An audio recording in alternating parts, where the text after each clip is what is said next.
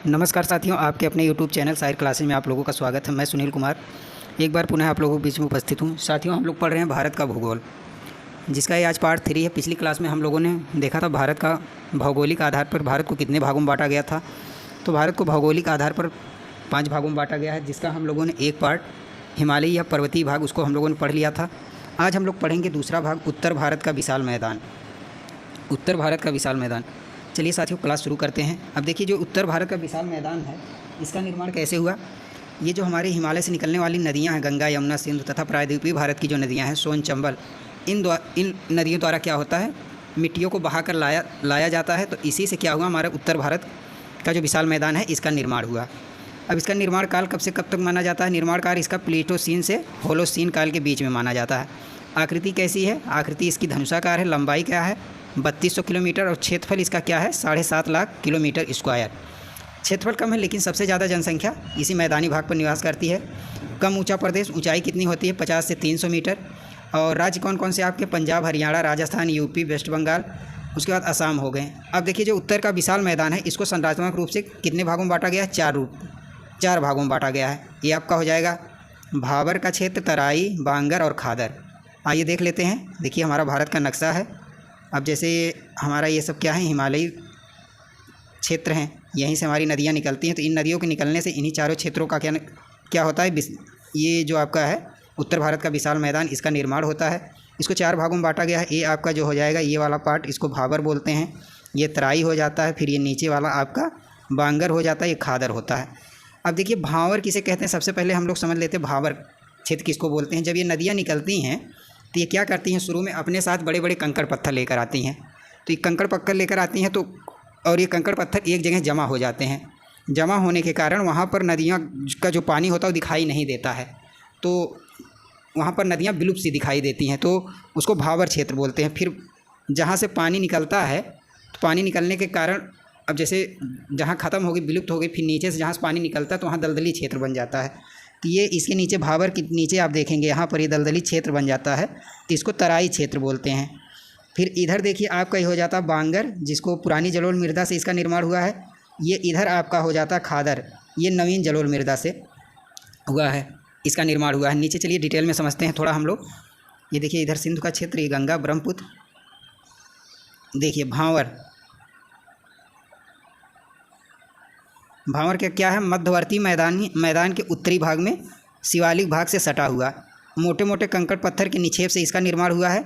नदियों द्वारा लाए गए बड़े पत्थरों के जमाव के कारण इस क्षेत्र में क्या होती हैं, नदियाँ विलुप्त हो जाती हैं। यह कृषि के लिए अनुकूल नहीं है। भावर का क्षेत्र जो होता है, ये कृषि के लिए अनुकूल नहीं होता है। चलिए आगे हम लोग देखते हैं। आगे आपका है तराई का क्षेत्र। तराई का क्षेत्र देखिए, भावर के दक्षिण में, तराई का क्षेत्र इधर है, भावर के दक्षिण में नदियाँ इस क्षेत्र में दिखने लगती हैं। नदियाँ इस क्षेत्र में दिखने लगती हैं। जल जमाव के कारण दलदली संरचना, जल जमाव के कारण क्या होता है, दलदल का निर्माण हो जाता है। चावल, जूट यहाँ की मुख्य फसलें हैं। क्षेत्र आपके कौन कौन से, राज्य यूपी और बिहार। अब देखिए, जैसे गंगा यमुना का दोआब, सतलज का मैदान। आइए नीचे थोड़ा देख लेते हैं हम लोग। तराई क्षेत्र में नमी होने के कारण जंगलों का विकास हुआ, और इससे इस क्षेत्र में सर्वाधिक जैव विविधता पाई जाती है। और देखिए, राजाजी पार्क, जिम कॉर्बेट, ये सब इसी का हिस्सा हैं। उत्तर प्रदेश का एकमात्र national park Dudhwa national park इसी तराई क्षेत्र में स्थित है। उत्तर प्रदेश का एकमात्र national park Dudhwa national park इसी क्षेत्र में स्थित है, लखीमपुर खीरी का आपका। आइए अब हम लोग देखते हैं बांगर। बांगर क्या होता है, ऐसा क्षेत्र जहाँ पर पानी का प्रत्येक वर्ष ना पहुँचता, ऐसा क्षेत्र जहाँ बाढ़ का पानी प्रत्येक वर्ष ना पहुँचता हो, बांगर कहलाता है।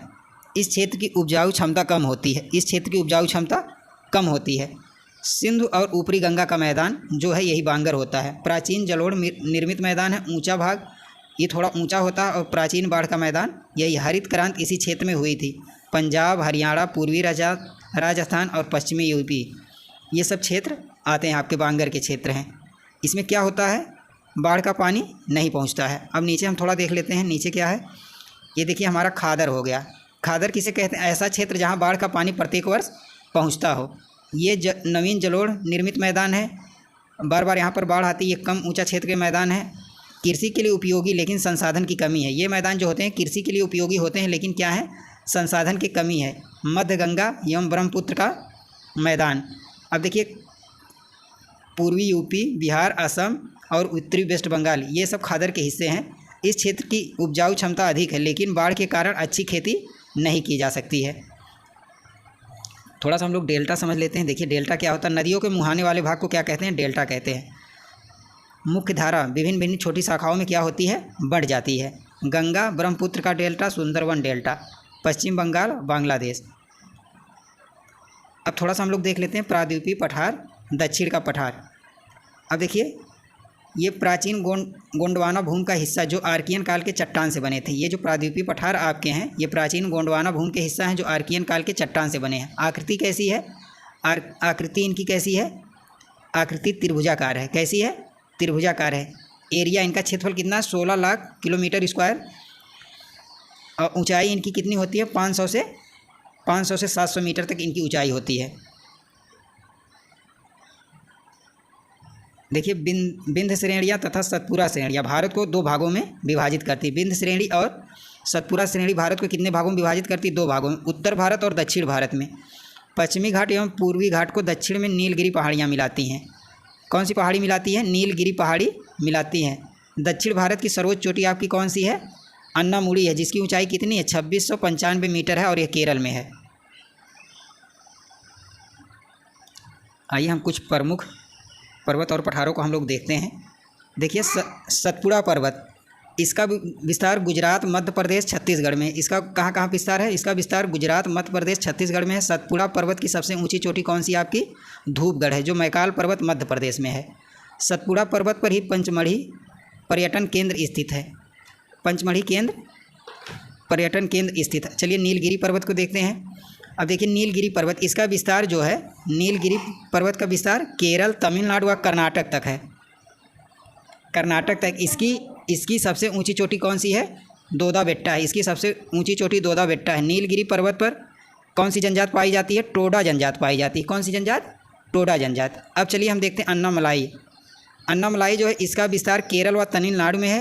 ये दक्षिण भारत की सबसे ऊँची चोटी है। दक्षिण भारत की सबसे ऊँची चोटी कौन सी? अन्नामलाई है। चलिए थोड़ा हम देख लेते हैं कार्डमम की पहाड़ियाँ। कार्डमम की पहाड़ियाँ, इलायची की पहाड़ी, ये कहाँ पर स्थित है? केरल में स्थित है। केरल में स्थित है। आगे देखते हैं हम पश्चिमी घाट। पश्चिमी घाट में हम लोग देख देते हैं, पश्चिमी घाट को सह्याद्री पर्वत भी कहा जाता है। पश्चिमी घाट को सह्याद्री पर्वत भी कहा जाता है। पश्चिमी घाट में अधिक वर्षा होने के कारण सर्वाधिक जैव विविधता पाई जाती है। सर्वाधिक जैव विविधता वाला क्षेत्र केरल की शांत घाटी है। कौन सी है? केरल की शांत घाटी है। सर्वाधिक जैव विविधता कहाँ पाई जाती है? केरल की शांत घाटी में पाई जाती है। अब हम पूर्वी घाट को देख लेते हैं। पूर्वी घाट, इसका विस्तार उड़ीसा से तमिलनाडु तक है। पूर्वी घाट का विस्तार कहाँ तक है? उड़ीसा से तमिलनाडु तक है। पूर्वी घाट की सबसे ऊंची चोटी कौन सी है? महेंद्रगिरी है, जो कहाँ पर स्थित है? उड़ीसा में स्थित है। आइए हम लोग कुछ भारतीय पठारों को देख लेते हैं। देखिए पहला हमारा है दक्कन का पठार। यह भारत का सबसे बड़ा पठार है। दक्कन का पठार जो है भारत का सबसे बड़ा पठार है। इसका विस्तार महाराष्ट्र, कर्नाटक, तेलंगाना व गुजरात तक है। भारत में काली मिट्टी का निर्माण इसी पठार से हुआ है। भारत में काली मिट्टी का निर्माण इसी पठार से हुआ है। अब आगे हम लोग देख लेते हैं लद्दाख का पठार। यह भारत का सबसे ऊंचा पठार है। इसका विस्तार जम्मू और कश्मीर में है। आइए कुछ नोट्स हम लोग देख लेते हैं। देखिए विश्व का सबसे बड़ा पठार जो है ये आपका कौन सा है? पामीर का पठार है, जो एशिया में स्थित है। इसे संसार की छत कहा जाता है। और विश्व का सबसे ऊंचा पठार तिब्बत का पठार है। विश्व का सबसे ऊंचा पठार कौन सा है? तिब्बत का पठार है। चलिए हम लोग देख लेते हैं छोटा नागपुर का पठार। इसका विस्तार झारखंड और पश्चिम बंगाल में है। छोटा नागपुर पठार को भारत का क्या कहा जाता है? भारत का रूर कहा जाता है।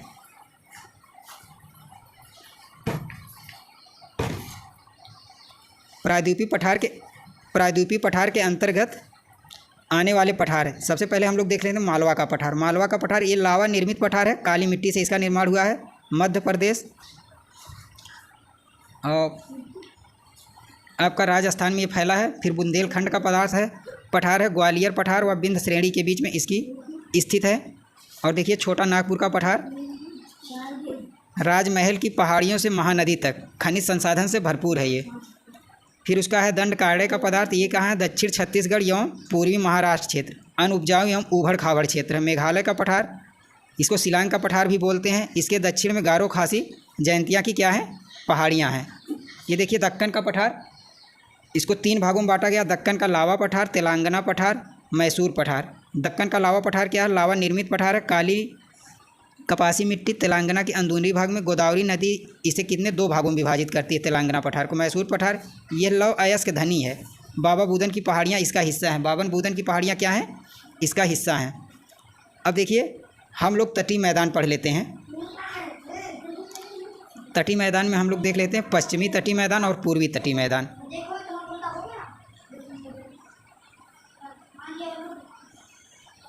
पश्चिमी तटीय मैदान, अब देखिए इसमें क्या है? अधिक विविधता होती है। चौड़ाई कम, औसत चौड़ाई कितनी है? 64 किलोमीटर है। और कच्छ की खाड़ी से कुमारी अंतरी तक ये फैला हुआ मैदान है। नर्मदा व ताप्ती नदियों के मुहाने पर इसकी चौड़ाई सर्वाधिक है। नर्मदा और ताप्ती नदियों के मुहाने पर इसकी चौड़ाई कितनी है? 80 किलोमीटर है। नदियाँ छोटी व तीव्रगामी होती हैं। नदियों के मुहाने पर क्या होते हैं? जाल नद का निर्माण करती हैं। कयाल, पश्चिमी घाट पर पाए जाने वाले पश्च जल को क्या बोलते हैं? कयाल बोलते हैं। अब देख लेते हैं पूर्वी तटीय मैदान क्या है। पूर्वी तटीय मैदान में है चौड़ाई तुलनात्मक रूप से इसकी अधिक होती है। स्वर्ण रेखा नदी से कन्याकुमारी तक इसका फैलाव है।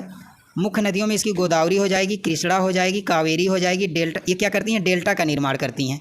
किसका निर्माण करती हैं? डेल्टा की निर्माण करती हैं। प्रमुख झीलों में आपकी हो जाएगी चिल्का झील, ये उड़ीसा में है, और हो जाएगी पुलिकट झील आपकी। ये उत्कल का मैदान कहाँ? उत्कल का मैदान भी उड़ीसा में है।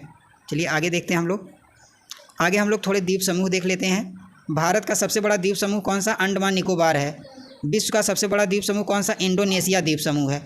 अब थोड़ा सा हम लोग अंडमान निकोबार द्वीप समूह देख लेते हैं। ये अंडमान निकोबार द्वीप समूह आपका कहाँ पर है? बंगाल की खाड़ी में है। इसमें आपके 38 द्वीप ऐसे हैं जिस पर मानव रहते हैं, और द्वीपों की संख्या लगभग कितनी है? 350 के करीब द्वीपों की संख्या है। और सर्वोच्च चोटी आपकी कौन सी है? सैंडल पीक है, जिसकी ऊंचाई कितनी? 738 मीटर। इसी पे एक बैरन द्वीप है, इस पर एकमात्र सक्रिय ज्वालामुखी है आपकी। बैरन द्वीप पे एकमात्र सक्रिय ज्वालामुखी, और नारकोंडन द्वीप पे आपकी सुषुप्त ज्वालामुखी है। और 10 डिग्री चैनल आपका क्या करता है? इसको अंडमान निकोबार से अलग करता है। अंडमान को निकोबार से अलग करता है। दक्षिणतम बिंदु इसका कौन सा है? इंदिरा पॉइंट है। अब देख लेते हैं लक्षद्वीप महासमूह। लक्षद्वीप समूह हम देख लेते हैं। ये अरब सागर में है। इसका निर्माण कैसे हुआ है? इसका निर्माण पर्वत भित्तियों अर्थात मूगा चट्टानों से हुआ है। ये अरब सागर में है। इसके 10 द्वीप ऐसे हैं जिस पर क्या मानव निवास करता है। कुल द्वीपों की संख्या अगर आप देखेंगे 36 द्वीप। भाषा यहाँ की मलयालम है। और 9 डिग्री चैनल जो आपका लक्षद्वीप को मिनी काय से क्या करता है? अलग करता है। और यहाँ पर 95% जनसंख्या ऐसी है जो जनजाति है।